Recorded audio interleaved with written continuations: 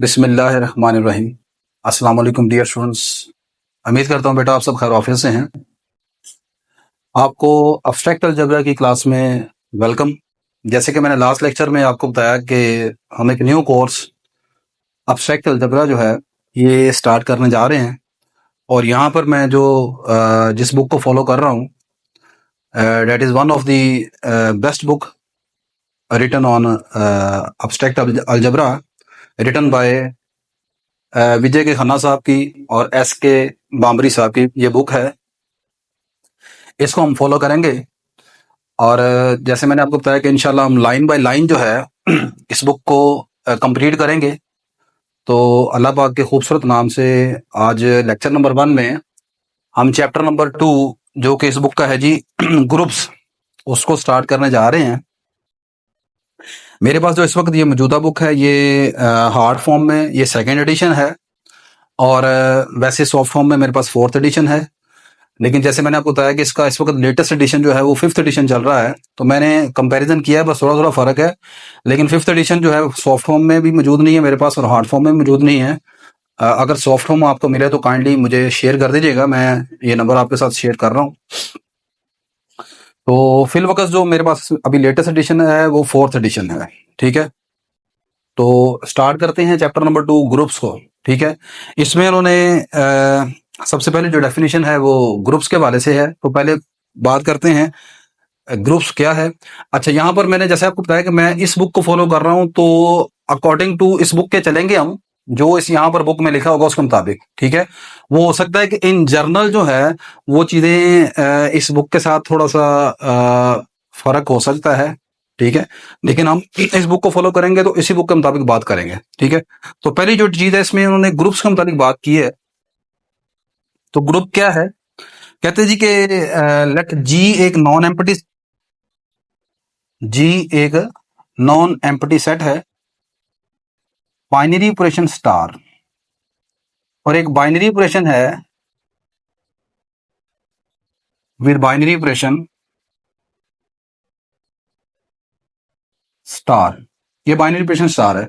सबसे पहले यहां पर देख लें कि बाइनरी ऑपरेशन का क्या मतलब होता है, बाइनरी ऑपरेशन की क्या डेफिनेशन है। बाइनरी ऑपरेशन जनाब आप कहते हैं an operation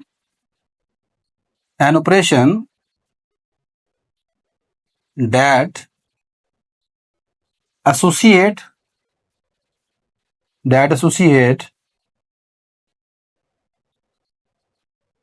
every two elements या every pair, every two elements of a set to a single element, to a single element is called binary operation. कहता है कि बाइनरी ऑपरेशन से मुराद ऐसी ऐसी ऑपरेशन होती है जो कि हर दो को एसोसिएट करती है सिंगल एलिमेंट्स में, या आसान अल्फाज में कहूं कि हर दो एलिमेंट्स को सिंगल एलिमेंट में बदल देती है। ठीक है, किसी सेट के। मिसाल के तौर पर आपकी बाइनरी ऑपरेशन जैसे ये प्लस है, मल्टीप्लीकेशन है, माइनस है, डिवीजन है। ठीक है, ये तमाम की तमाम आपके पास बाइनरी ऑपरेशन का रोल अदा कर रही हैं। आप देखें जब भी प्लस को हम यूज करते हैं तो आप दो नंबर्स को ऐड करते हैं और उसका जो रिजल्ट आता है वो एक सिंगल नंबर होता है। इसी तरह जब आप दो नंबर को दरमियान मल्टीप्लिकेशन करते हैं तो उसका जो रिजल्ट आता है वो एक सिंगल नंबर होता है। ठीक है, सिमिलरली डिवीजन है, सिमिलरली सब्ट्रैक्शन है। तो these four operations are the binary operations. इसके अलावा और मजीद बाइनरी ऑपरेशन हो सकती है, जिसमें सेट्स में अगर आप बात करें, यूनियन है, इंटरसेक्शन है। ठीक है, ये भी आपके पास यहाँ पर बाइनरी ऑपरेशन के तौर पर इस्तेमाल की जाती है। ठीक है, और एक चीज होती है यूनरी ऑपरेशन। ठीक है, यूनरी ऑपरेशन एक सिंगल एलिमेंट्स पर ऑपरेट की जाती है और वो सिंगल एलिमेंट्स को सिंगल एलिमेंट में ही कन्वर्ट करती है। जैसे आपके तौर पर जैसे स्क्वायर रूट है या कोई भी किसी नंबर की पावर है, ठीक है, वो एक सिंगल एलिमेंट पर ही आप अप्लाई कर लेते हैं। ठीक है, तो ये आपके पास यूनरी ऑपरेशन हो जाएगी। अच्छा, तो मजीद ज्यादा मैं गहराई में नहीं जा रहा, मैं अपने इधर टॉपिक की तरफ आ रहा हूँ। तो कहता है जी कि जी आपके पास एक नॉन एम्प्टी सेट है, एक बाइनरी ऑपरेशन स्टार है। अगर ये जी इन तीन एक्सियम को सेटिस्फाइड कर जाए तो फिर उस नॉन एम्प्टी सेट जी को हम कहते हैं ग्रुप है। वो कौन सी तीन एक्सियम्स हैं आपके पास है? पहली है जी आपके पास associative property, associative property.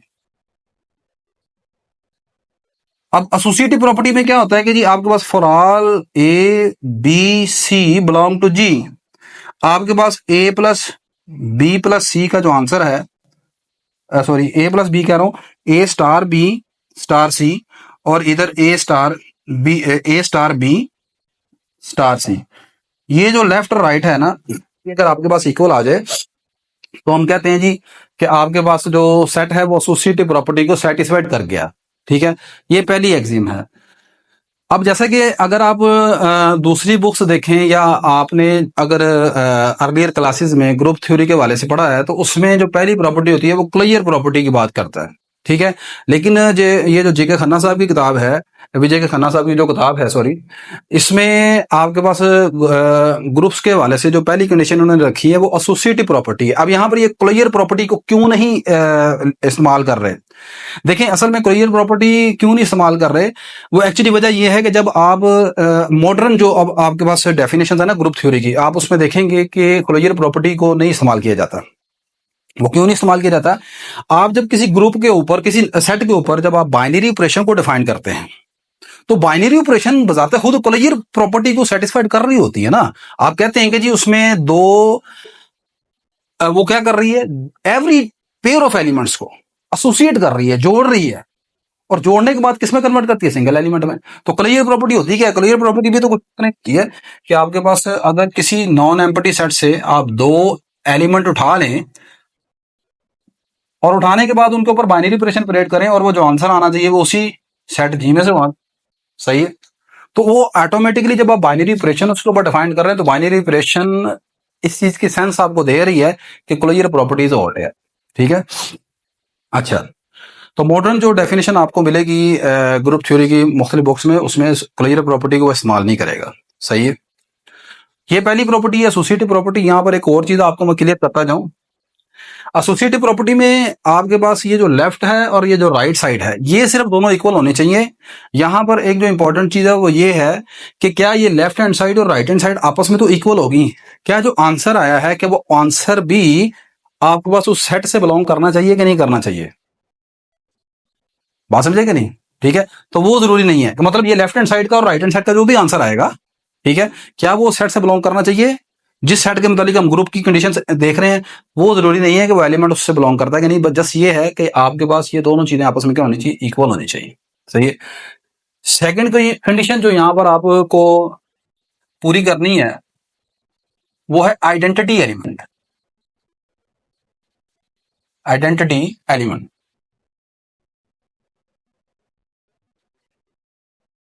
Identity element आप जानते हैं ऐसे एलिमेंट को बोलते हैं, किसी सेट का identity element, non empty set का आइडेंटिटी एलिमेंट ऐसा एलिमेंट है जिसको उस सेट के जिस भी एलिमेंट के साथ आप ऑपरेट करेंगे, ऑपरेट होने के बाद जो आंसर आएगा वही एलिमेंट दोबारा पलट कर आ जाना चाहिए। ठीक है, तो यहां पर हम लिखेंगे for all a belong to G, e belong to G is called identity,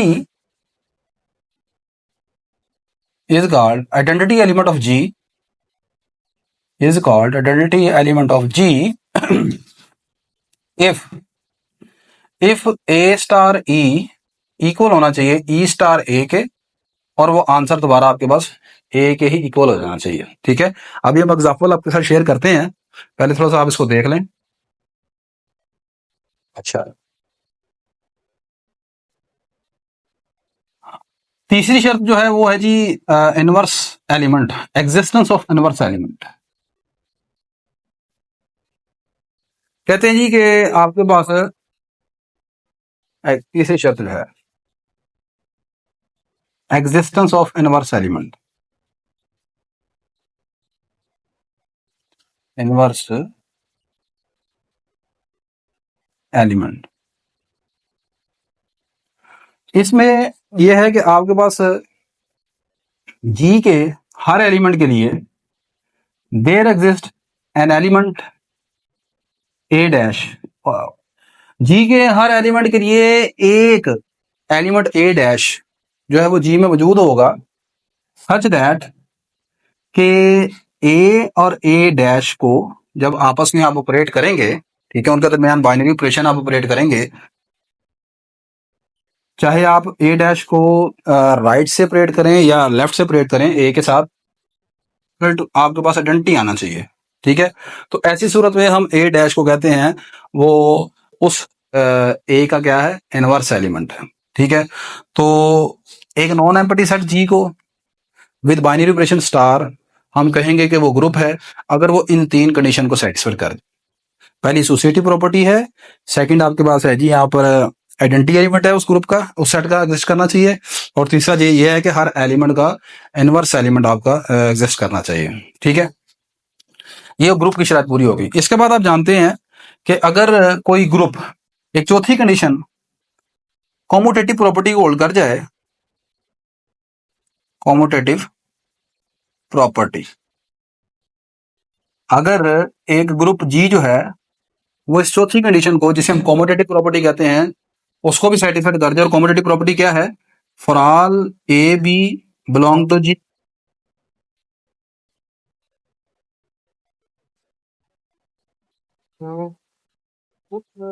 जी को हम यहाँ पर कहते हैं अबिलियन ग्रुप। क्या कहते हैं, अबिलियन ग्रुप।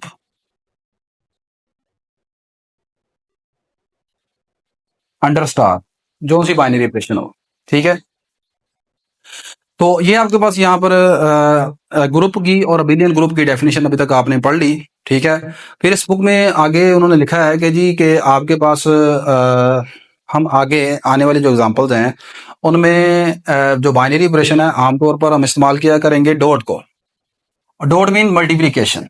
ठीक है, तो ये उनकी बाइनरी ऑपरेशन रहेगी, और आगे मजीद जो क्वेश्चन आएंगे या एग्जांपल आएंगी उनमें बाइनरी ऑपरेशन को इन जनरल स्टार नहीं इस्तेमाल, क्या इस्तेमाल करेंगे, डॉट। और डॉट के लिए जो मल्टीप्लिकेशन के लिहाज से आइडेंटिटी एलिमेंट है वो आप वन आप जानते हैं। ठीक है, और जो आपके पास किसी नॉन जीरो नंबर ए का जो इनवर्स होगा वो उन्होंने लिखा है कि उसको हम ए रेज़ टू पावर -1 से या 1/a से डिनोट करेंगे। ठीक है, आगे देखते हैं जी।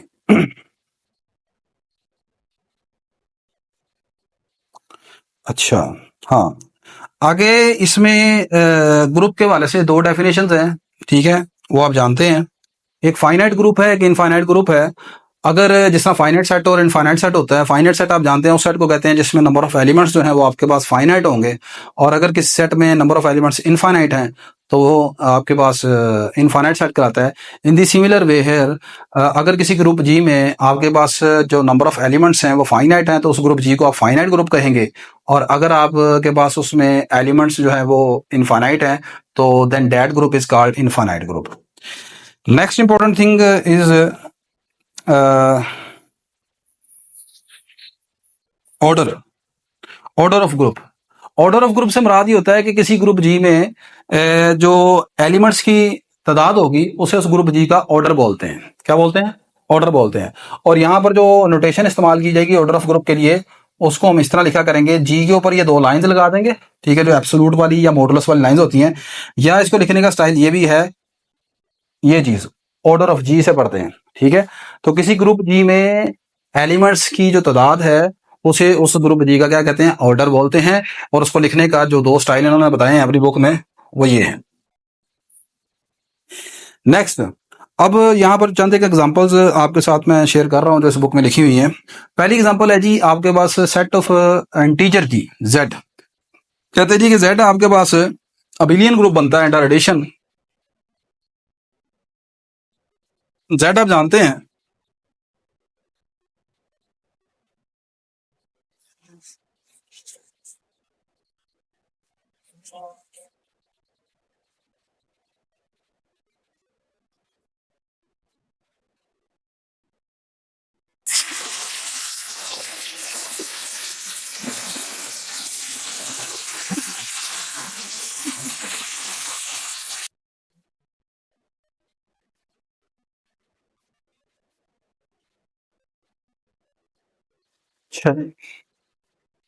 सेट ऑफ इंटीजर जेड की मैं बात कर रहा था कि सेट ऑफ इंटीजर जेड जो है वो आप जानते हैं उसमें नंबर होते हैं 0 +-1 +-2 +-3 अप टू सोन। ठीक है। ये जो Z है ये आपके पास अबिलियन ग्रुप है। Z is abelian group.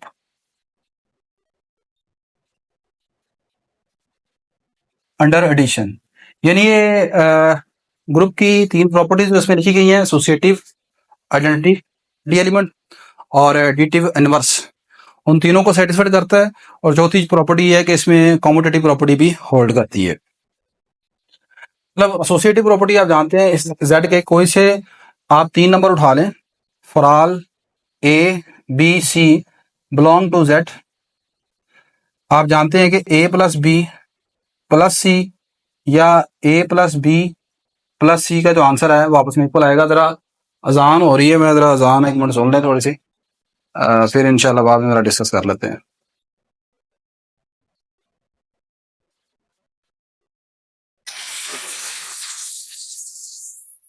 अच्छा जी। नेक्स्ट आप जानते हैं कि इसमें आइडेंटिटी एलिमेंट चाहिए, तो आप जानते हैं यहाँ पर जो एडिटिव आइडेंटिटी होती है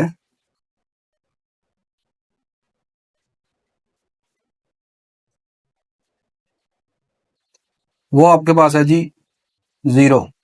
आप जानते हैं जीरो एक ऐसा नंबर है इस सेट में जिसको आप किसी भी दूसरे नंबर के साथ आप ऐड करेंगे, आंसर वही पलट कर दोबारा आ जाएगा। तो जीरो इज दी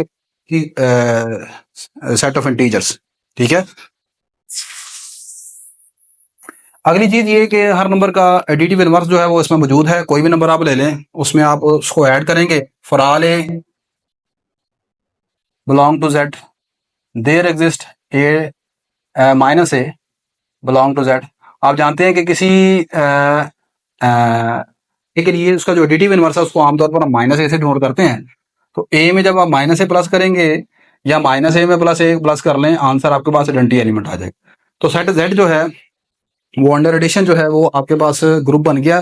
चौथी चीज ये है कि कॉम्यूटेटिव प्रॉपर्टी, वो भी आप जानते हैं, ए प्लस बी और बी प्लस ए ये दोनों आपस में इक्वल हैं। तो जेड जो है वो अंडर एडिशन आपके पास क्या है, बिलियन ग्रुप है। उसके बाद इसमें उन्होंने तीसरी एग्जांपल में लिखा है कि सेट ऑफ जो इंटीजर है ये अंडर मल्टीप्लिकेशन जो है वो आपके पास ग्रुप नहीं बनता। ठीक है। Under multiplication this is not a group, because यहाँ पर आप देखें कि पहली प्रॉपर्टी एसोसिएटिव प्रॉपर्टी वो होल्ड करेगी under multiplication. Second identity element चाहिए, मल्टीप्लिकेशन क्लास है आइडेंटिटी एलिमेंट वन होता है वो मौजूद है, दो प्रॉपर्टी होल्ड कर गई। तीसरी प्रॉपर्टी जो है वो आपके पास होती है जो इनवर्स है, मल्टीप्लिकेटिव इनवर्स। वो आपके पास देखें यहाँ पर बहुत से एलिमेंट्स ऐसे हैं, ठीक है, जिनका मल्टीप्लिकेटिव इनवर्स एग्जिस्ट नहीं करता यहाँ पर। लाइक एज टू है, टू का multiplicative inverse one by two है, वो इसमें मौजूद नहीं है। थ्री है, थ्री का वन बाई थ्री है, वो नहीं है। ठीक है। तो लिहाजा यहाँ पर जेड जो है वो अंडर मल्टीप्लिकेशन ग्रुप नहीं है। अब आपने यहाँ पर एक इंपॉर्टेंट चीज ये याद रखनी है कि कभी भी ऐसा पॉसिबल नहीं हो सकता कि एक सेट एक ही वक्त में अंडर एडिशन भी ग्रुप बन जाए और अंडर मल्टीप्लिकेशन भी ग्रुप बन जाए। This is not possible. ठीक है। एडिशन के लिहाज से और मल्टीप्लिकेशन के लिहाज से कभी भी ऐसा पॉसिबल नहीं है कि एक ही वक्त में सेट जो है वो ग्रुप बन जाए दोनों। ठीक है। अगर वो एडिशन के लिहाज से ग्रुप है तो फिर मल्टीप्लिकेशन के लिहाज से नहीं होगा, और अगर मल्टीप्लिकेशन के लिहाज से तो फिर वो अंडर एडिशन नहीं हो सकता। सही है। अच्छा, इसके बाद इनमें इन्होंने एक सेकंड एग्जांपल में लिखा कि आपके पास दो सेट जो हैं, set of rational number R, set of rational number Q. ठीक है। सेट ऑफ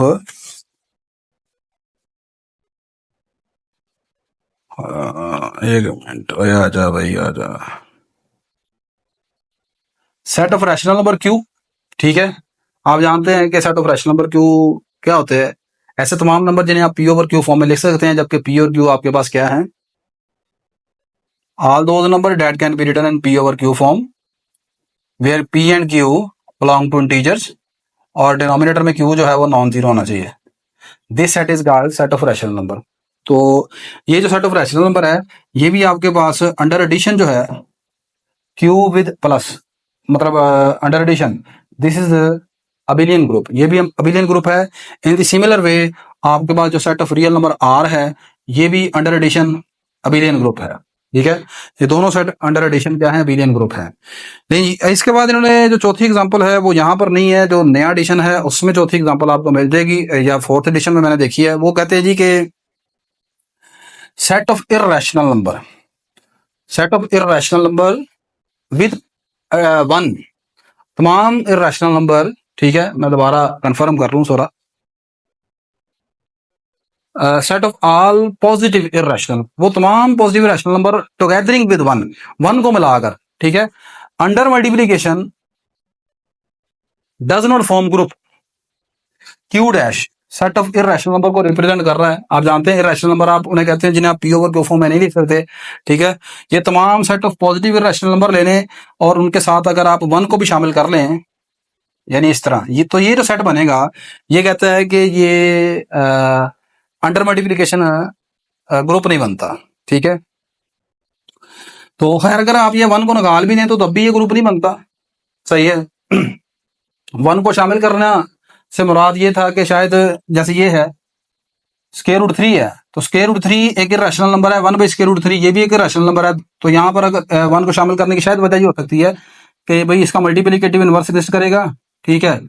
तो ये यहाँ पर मल्टीप्लिकेशन क्लास आइडेंटिटी जो है वो वन है।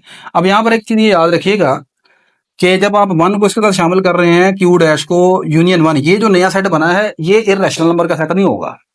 सेट ऑफ इरेशनल नंबर सिर्फ ये लहरा है, इसके साथ एक नया सेट ऐड किया जो कि वन है, उसको बतौर आइडेंटिटी एलिमेंट रखने के लिए, ठीक है। तो कहते हैं कि ये ग्रुप नहीं बनता, वो बाकी नहीं बनता, क्योंकि यहां पर आप देखें कि ये जो आपके पास है ना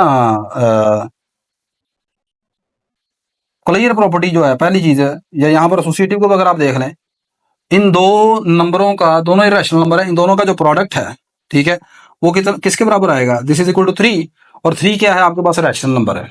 मतलब आप समझ लें कि इसमें ये चीज है इस सेट से बिलोंग नहीं करती,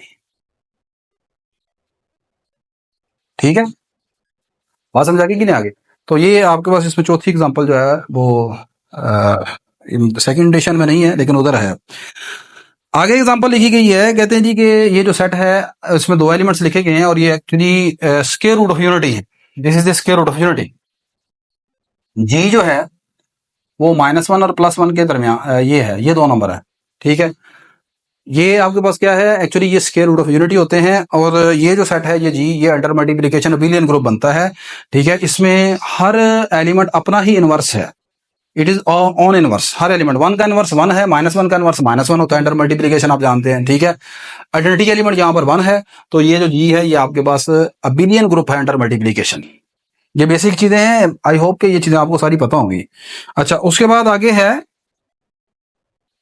set of all 2x2 matrices, वो तमाम मैट्रिसेस जो 2x2 के हैं over integers under matrix addition would be another example of an abelian group, ठीक है।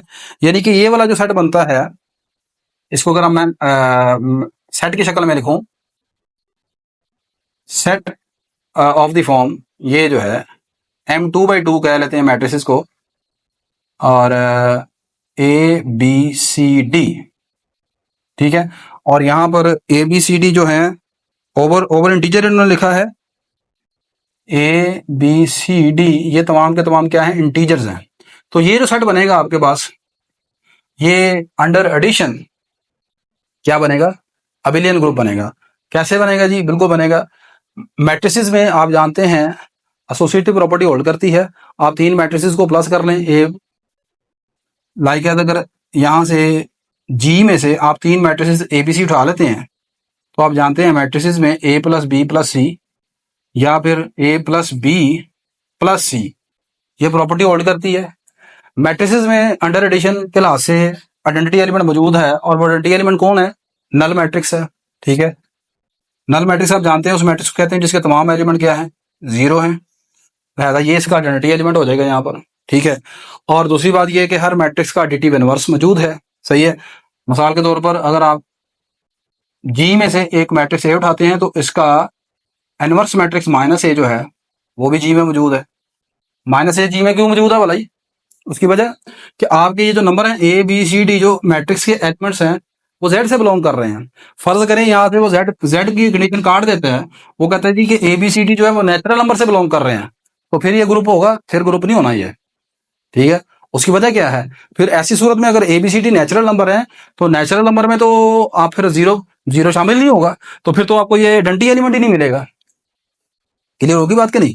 और आइडेंटिटी एलिमेंट के अलावा आगे आप जानते हैं कि मिसाल के तौर पर यहाँ पर नेचुरल नंबर मैंने लिखा है 2 3 4 5, तो 2 का जो एडिटिव इनवर्स बनेगा वो -2 बनेगा, ठीक है।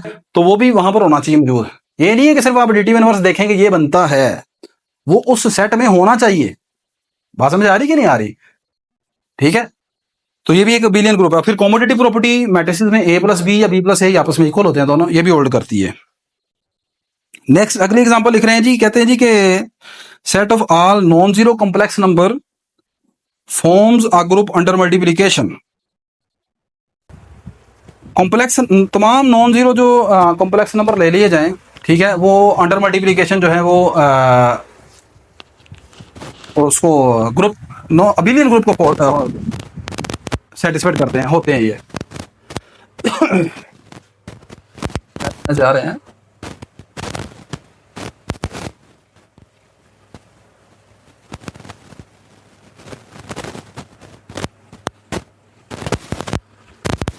आपके पास सेट ऑफ कॉम्प्लेक्स नंबर, लेकिन नॉन जीरो कॉम्प्लेक्स नंबर, उसको ऐसे लिखेंगे, कॉम्प्लेक्स नंबर में से आप जीरो को निकाल देंगे, ठीक है। और यहाँ जीरो से मुराद ये होगा 0,0, या जैसे आप लिखते हैं 0 + 0 जोटा, ठीक है। इसको अगर आप निकाल दें तो ये जो सेट बनेगा ये अंडर मल्टीप्लिकेशन अबिलियन ग्रुप होगा। बात समझ आ रही कि नहीं आ रही। This is abelian group. क्यों बिलियन ग्रुप है, आप जानते हैं कि कॉम्प्लेक्स नंबर में for all Z1 Z2 Z3, अगर ये 3 कॉम्प्लेक्स नंबर हैं जो इस सेट से बिलोंग करते हैं, उनमें एसोसिएटिव प्रॉपर्टी तो होल्ड करती है, ये तो कन्फर्म है, आप जानते हैं, ये तो होल्ड करेगा ना भाई। अगली चीज, कॉम्प्लेक्स नंबर में आइडेंटिटी एलिमेंट हमें चाहिए। अब ये सेट जो है वो नॉन जीरो कॉम्प्लेक्स नंबर है और मल्टीप्लिकेशन के वाले से बात की जा रही है, तो मल्टीप्लिकेटिव आइडेंटिटी चाहिए। कॉम्प्लेक्स नंबर में मल्टीप्लिकेटिव आइडेंटिटी आप जानते हैं क्या होती है, 1 = 1 + 0 जोटा, दिस इज इक्वल टू 1,0। तो ये इसका मल्टीप्लिकेटिव आइडेंटिटी भी एग्जिस्ट कर गई। फिर हर कॉम्प्लेक्स नंबर का इनवर्स चाहिए आपको, वो भी एग्जिस्ट करता है। हर कॉम्प्लेक्स नंबर कौन सा, जो नॉन जीरो है, क्योंकि जीरो एक ऐसा एलिमेंट है जिसका मल्टीप्लिकेटिव इनवर्स एग्जिस्ट नहीं करता, चाहे वो रियल नंबर में हो चाहे कॉम्प्लेक्स नंबर में हो।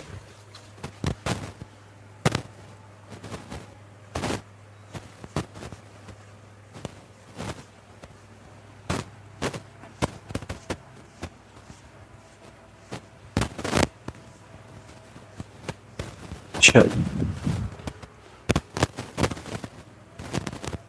हाँ, इनवर्स एलिमेंट की मैं बात कर रहा था कि for all G belong to the set complex number, non zero complex number, there exist Z inverse, जिसको आप जानते हैं हम ऐसे लिखते हैं Z conjugate over Z modulus का स्क्वायर, ये एक फार्मूला इसका होता है।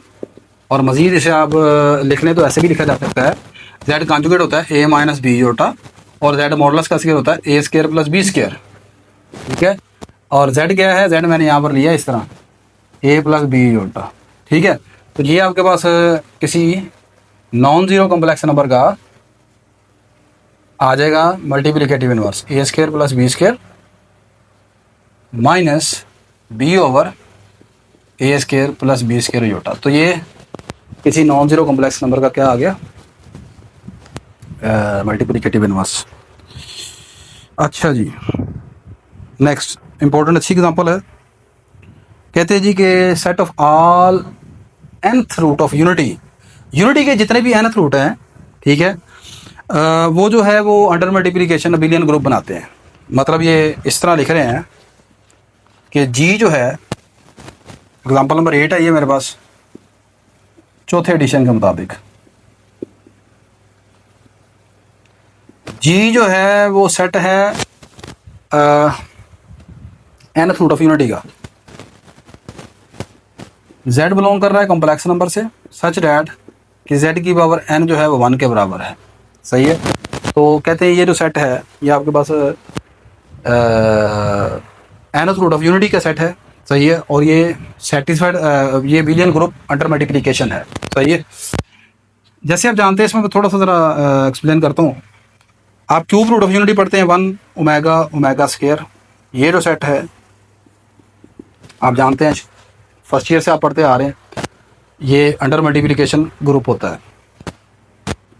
फिर आप एक दूसरा सेट देखते हैं, स्क्वायर रूट ऑफ यूनिटी -1 +1, ये भी हमने देख लिया, ये भी अंडर मल्टीप्लिकेशन ग्रुप है। अगर आप फोर्थ रूट ऑफ यूनिटी की बात करें, वो बनते हैं +-1 + -i, ये भी आपके पास अंडर मल्टीप्लिकेशन ग्रुप है।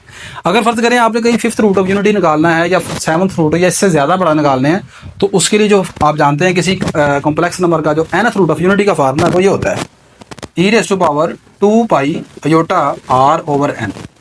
ठीक है, ये किसी कॉम्प्लेक्स नंबर का nth रूट निकालने का फार्मूला है। r क्या है यहाँ पर, एक फिक्स नंबर है जो कि 1 2 3 अप टू n तक है। नीचे वाला जो n है वो शो कर रहा है वो। अगर आपने क्यूब रूट निकालना है तो यहाँ पर n जो है वो 3 आएगा और r आपका चले जाएगा 1 2 3 तक। बात समझा रही कि नहीं? ठीक है, तो ये आपके पास nth रूट ऑफ यूनिटी का निकालने का फार्मूला है। अब हमने ये देखना है कि क्या ये अंडर मल्टीप्लिकेशन ग्रुप बनता है कि नहीं बनता। इसको कैसे देखना है आपने?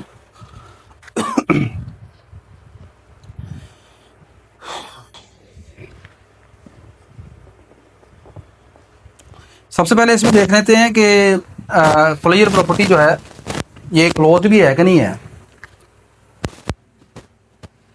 इसमें से आप कोई से दो नंबर जी में से को उठाते हैं, for all A B belong to G. अब अगर ए और बी इस सेट के एलिमेंट हैं तो फिर आप जानते हैं ए की पावर n जो है 1 के बराबर होगी, बी की पावर n वो भी 1 के बराबर ही होगी। क्यों बोला? क्योंकि जी में वो तमाम एलिमेंट्स हैं जो कि nth रूट ऑफ यूनिटी को सेटिस्फाइड कर रहे हैं, यानी उनकी पावर n लेने से आंसर क्या आता है, 1 के बराबर आता है।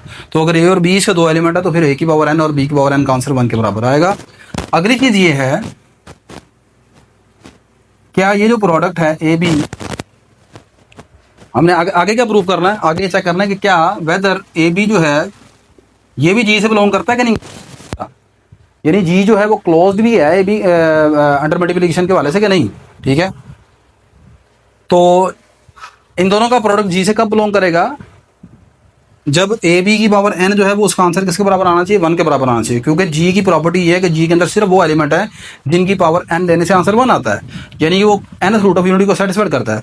तो ए बी की पावर n को देखते हैं, ये आएगा ए की पावर n, बी की पावर n।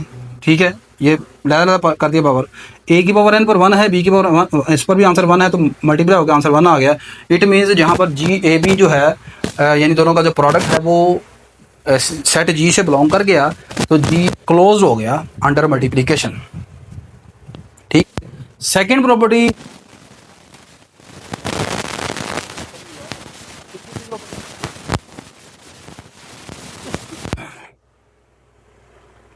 अंडर मल्टीप्लिकेशन, वो तो जारी सी बात है होल्ड करेगी यहाँ पर ए बी इंटू सी और ए इंटू बी सी ये दोनों बराबर होने चाहिए। ये obviously associative property multi complex number में वैसे सेटिस्फाइड होती है। जब भी आप कॉम्प्लेक्स नंबर लेते हैं आप जानते हैं कि उनमें एसोसिएटिव प्रॉपर्टी होल्ड करती है। सही है।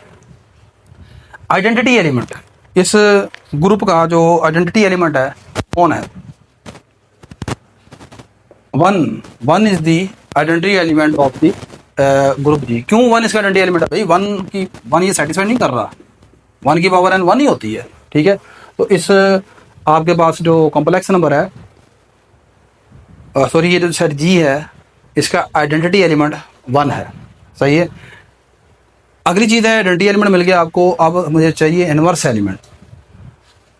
लेट कर लेते हैं कि आपके पास इस जी में से मैंने एक एलिमेंट उठाया ए, और ए इस चीज़ को सेटिस्फाइड कर रहा है वेयर ए की पावर n होगी 1 के बराबर। क्यों सेटिस्फाइड कर रहा है, क्योंकि ए जी से बिलोंग कर रहा है और जी में सिर्फ वो एलिमेंट है जिनकी पावर n लेने से आंसर 1 आता है। अब मुझे चाहिए ए का मल्टीप्लिकेटिव इनवर्स। ठीक है, तो ए का मल्टीप्लिकेटिव इनवर्स होगा 1/a।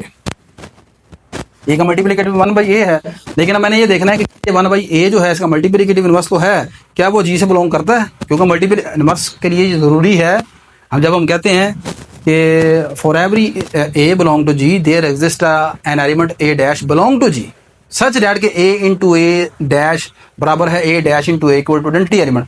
तो पहली बात ये देखना है कि क्या 1/a जो कि ए का इनवर्स एलिमेंट है वो जी से बिलोंग करता है कि नहीं करता। ये कब बिलोंग करेगा जी से, ये जी से तब बिलोंग करेगा जब इसकी पावर n लेने आंसर कितना आएगा, 1 के बराबर आएगा।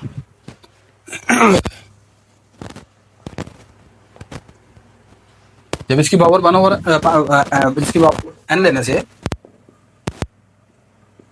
आंसर 1 के बराबर आएगा। तो अब वो देखें आ जाएगा, पावर n है, ये आ गया a की पावर n। अब a की पावर n वो मैंने लिखा है 1 है, तो आंसर किसके बराबर आ गया, 1 के बराबर। और 1 कौन है, इसका आइडेंटिटी एलिमेंट है, लिहाजा 1/a की पावर n जो है ये भी g का एलिमेंट हो गया।